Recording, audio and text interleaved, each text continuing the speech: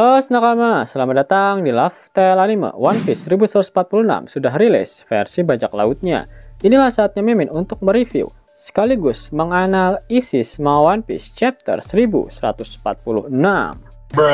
Eits, jangan lupa tinggalkan jejak jempol kaki kalian dengan like video ini ya. Lalu tuliskan di kolom komentar dari kota manakah kalian menonton video ini. Kali aja ketemu jodohnya kan di sini. Si ha ha ha ha ha. One Piece 1146 mendapatkan judul Pergerakan dalam Keheningan, di mana judul kali ini sepertinya merujuk pada pergerakan kesatria suci untuk memenangkan perang puncak yang sebenarnya sedang berlangsung tanpa disadari oleh banyak orang. One Piece 1146 diawali dengan memperlihatkan kondisi dari bajak laut Kolon. Kru Topi Jerami beserta Kolon terkejut melihat sosok Gunko yang tiba-tiba muncul di hadapan mereka. Usopp berteriak menanyakan siapakah sebenarnya wanita yang pamer celana dalam ini. Nami dan Jinbe mencurigai jika dia adalah salah satu dari penyusup itu. Kolon kembali terkejut. Dia memastikan jika wanita ini adalah sosok yang menculik anak-anak raksasa dan dia salah satu penyusup manusia yang tidak bisa dihadapi para penjaga. Tambah Kolon. Manusia, katamu, kami adalah dewa, ucap Gunko. Usopp kemudian bertanya-tanya, dewa, kau mengatakan hal yang sama seperti Enel dan para Tenryubito itu.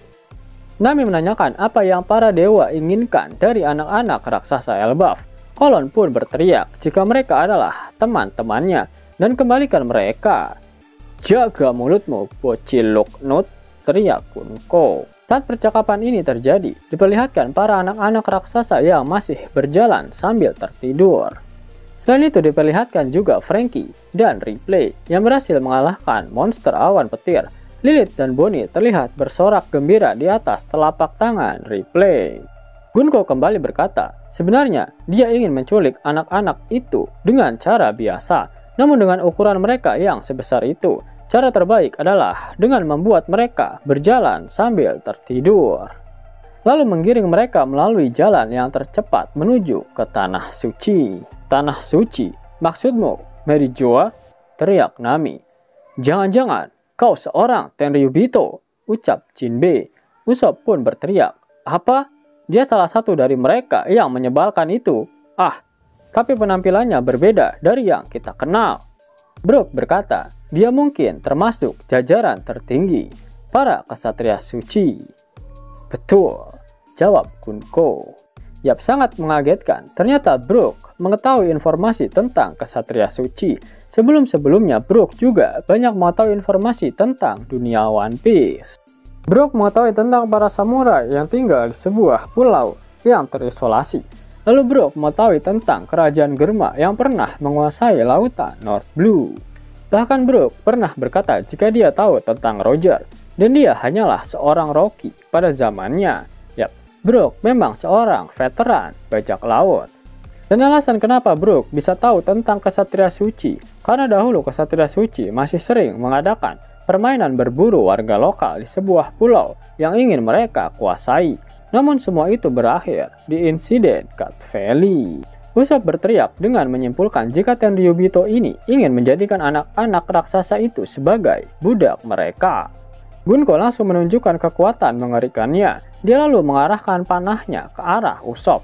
Meskipun sudah menghindar, namun panah tersebut masih terus mengikuti kemana Usopp pergi.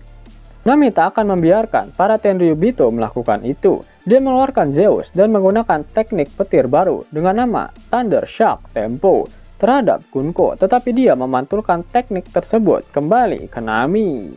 Gunko mengarahkan kembali serangan Nami ke mereka menggunakan kemampuan buah iblis panah miliknya. Dia menggunakan serangan bernama Aloe Arrow Age untuk mengembalikan serangan Nami kepada dirinya. Zeus mengira serangannya itu mengenai Nami, tetapi yang terkena adalah Brook mengulangi lelucon petir dari chapter 890.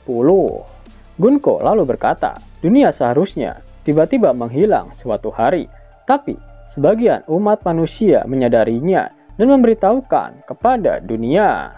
Orang-orang yang ditunjukkan adalah Profesor Claude D. Clover, Nico Olivia, dan Dr. Vegapunk. Usopp menembakkan Skull Bomb Grace ke arah Gunko menggunakan ketapelnya, sembari berteriak jika dia tidak takut dengan para Tenryubito Jancho itu.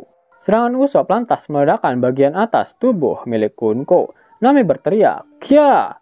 Itu terlalu kejam, Usopp. Kau keterlaluan." Usopp pun berkata, tubuh bagian atasnya meledak. "Maaf." Tapi Gunko benar-benar beregenerasi, menumbuhkan kembali lengan dan tubuhnya dalam sekejap. Kru topi jerami di atas Val terkejut. Regenerasi ini identik dengan kekuatan Gorosei di Pulau Egghead. Tentu saja, Nami, Usopp, Brook, dan Jinbei tidak tahu.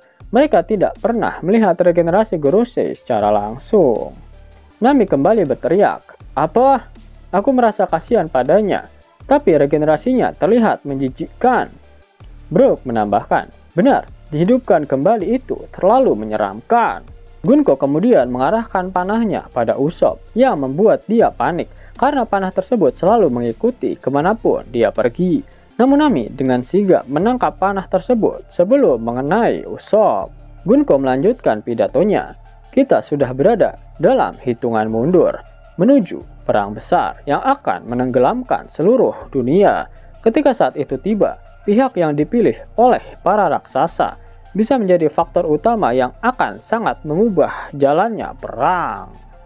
Saat Gunko ceramah, Shin memperlihatkan kapal Great Eric edisi Sval yang sedang dikepung oleh para monster mimpi.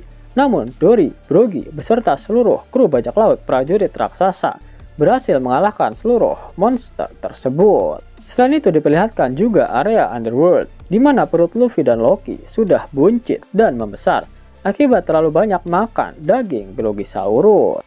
Nami pun berkomentar, "Seluruh dunia terjerumus dalam perang? Tidak mungkin itu akan terjadi. Jadi kau mencoba menundukkan Elbaf untuk persiapan itu dengan menggunakan anak-anak sebagai sandera? Sungguh keterlaluan," tambah Jinbei. Setelah itu, Gunko bergerak dan mengarahkan panahnya ke arah kolon dengan tujuan untuk menculiknya. Melihat tubuh kolon yang sudah dibalut panah milik Gunko, Jinbei dan Brook mencoba menghentikan Gunko dengan menyerangnya. Jinbei menyerang menggunakan teknik Gosenman Gawara, sedangkan Brook menggunakan teknik Gavote. Namun serangan mereka dibalikan oleh Gunko menggunakan teknik Aloe, sehingga mereka berdua terkena serangan mereka sendiri. Nami bersiap menyerang menggunakan Klimatak, namun tiba-tiba panah Gunko sudah muncul di hadapannya dan Gunko dengan cepat menendang Nami. Usopp berhasil menembakkan peluru ketapelnya ke arah Gunko, namun dia tak sadar jika panah milik Gunko sudah berada di hadapannya. Walhasil, Gunko bisa dengan mudah bergerak dengan cepat dan memukul wajah Usopp. Terlihat Gunko melemparkan Nami, Brook, Jinbei, dan Usopp keluar dari kapal Sval milik kolon. Gunko benar-benar sangat kuat. Bahkan 4 kru bajak laut Yonko, termasuk Jinbei, tak berkutik di hadapan Gunko. Terjadi percakapan antara Somers dan juga Killingham melalui Denden Mushi. Somers bertanya apakah semuanya sudah siap. "Jadi, jaringan komunikasi di Elbaf sangat terbatas ya?" tambah Somers. "Itu benar, tapi sepertinya ada lokasi strategis di setiap desa yang memungkinkan mereka mendengarkan informasi yang disiarkan," jawab Killingham. Di saat yang sama, Killingham berhasil mengalahkan kepala sekolah Kiba. Di sisi lain, ternyata si Ange juga sudah dikalahkan dan saat ini tubuhnya tidak bisa digerakkan. Killingham menjelaskan jika Ange sedang berada dalam pengaruh kekuatan buah iblisnya. Dia sekarang ada dalam mode tidur. Killingham tadi melihat Kiba memberikan pengumuman ke seluruh Elbaf melalui Denden Mushi besar yang disebut dengan Dengo Mushi. Lalu dia meminta Somers untuk mengatakan sesuatu melalui Denden Mushi, dan pasti suaranya akan terdengar ke seluruh penjuru Elbaf. Somers meminta waktu sebentar karena dia hampir selesai dengan urusannya. Ternyata Somers sedang bertarung melawan Saul. Dia sadar jika yang sedang dia lawan adalah mantan Vice Admiral yang seharusnya sudah mati ketika di insiden Ohara. One Piece 1146 berakhir dengan 2 halaman ganda menakjubkan yang menunjukkan Saul terluka parah setelah bertarung melawan Somers. Sebelum kehilangan kesadaran, Saul berbisik kepada Robin dan Chopper, untuk bersembunyi di rambutnya agar mereka bisa menyelamatkan anak-anak nanti. Somers berkata, sekolah, perpustakaan, terlalu berpuas diri dengan kedamaian itu ada batasnya tahu. Kalian adalah pejuang. Di masa lalu kalian pernah mengguncang dunia dengan kekuatan barbar kalian. Kalian seharusnya menjadi tentara bayaran kami. Bukankah begitu, Raja Harald?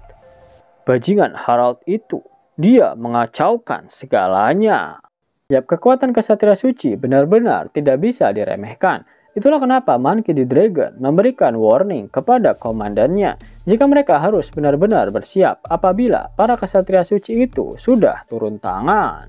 Hal ini dibuktikan dengan Somers yang berhasil mengalahkan Saul, mantan Vice Admiral yang berada satu generasi dengan Akainu, Kizaru dan juga Aokiji. Dalam arc Egghead juga ditekankan lagi oleh Vice Admiral Bluegrass jika Saul adalah sosok yang kuat. Dan masalah utama ketika bertarung melawan mereka adalah kemampuan regenerasi tanpa batas, kekuatan yang benar-benar sangat menyebalkan. Pada arc Egghead sudah sedikit diperlihatkan bagaimana cara untuk meniadakan kekuatan goib tersebut, yap, dengan menggunakan haki raja yang sangat kuat. Pada arc Egghead, ledakan haki Joy Boy yang disimpan pada tubuh Emmet telah membuktikan jika hal itu bisa menonaktifkan kekuatan tersebut. Terdapat satu karakter di Elbaf yang memiliki haki yang kuat, yap, Copper Gaban. Ialah satu-satunya orang yang bisa mendeteksi keberadaan dari kesatria suci di Elbaf. Gaban juga sudah pernah bertarung melawan kesatria suci ketika di insiden God Valley. Gabanlah yang akan membantu Luffy agar dia bisa menonaktifkan kemampuan regenerasi milik kesatria suci. Luffy harus mendapatkan peningkatan kemampuan haki, terutama pada Hosoku haki, hingga bisa mencapai level haki milik Joy Boy.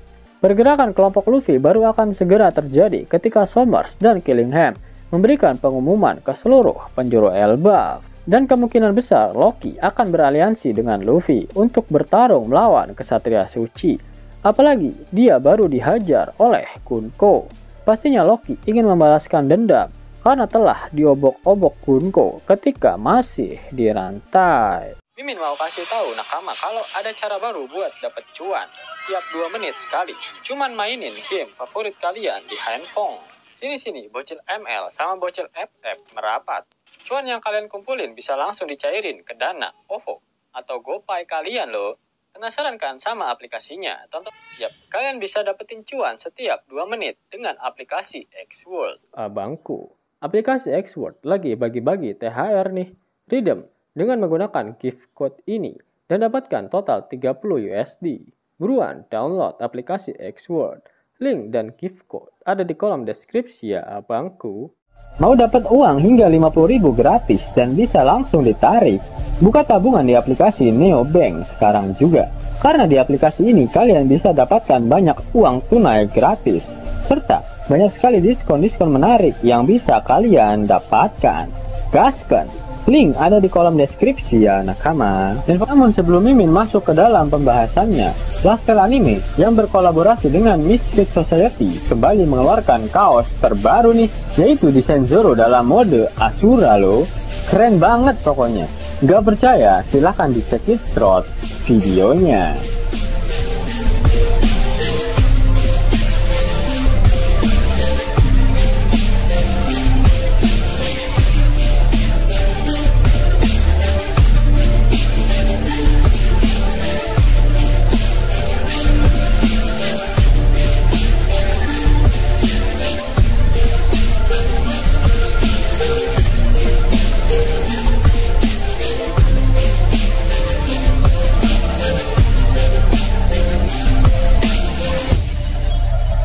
Bagaimana? Keren kan?